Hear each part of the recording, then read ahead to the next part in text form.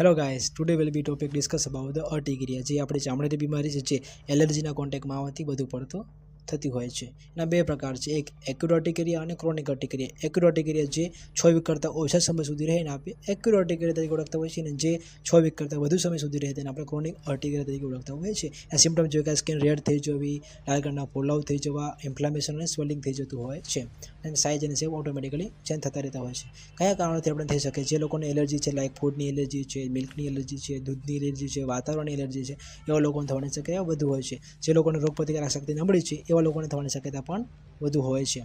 જે લોકો બધા પડતી એન્ઝાયટી, ટેન્શન હોય એવા લોકોને થવાની શક્યતા પણ વધુ હોય છે.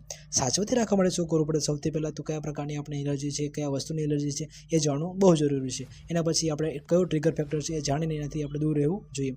સારવાર માટે શું કરવું જોઈએ? જો તમને આવા સિમ્ટમ લાગે, જો તમને આ વાડે ઘડી એલર્જીથી રહેતી હોય તો તમે નજીકના ફિઝિશિયનનો કોન્ટેક્ટ કરવો જોઈએ અને એ પ્રમાણે ટ્રીટમેન્ટ કરાવવી જોઈએ. જો તમને અમારા વિડીયો ગમતા હોય તો ફોલો કરવાનું ભૂલતા નહીં. Thank you so much.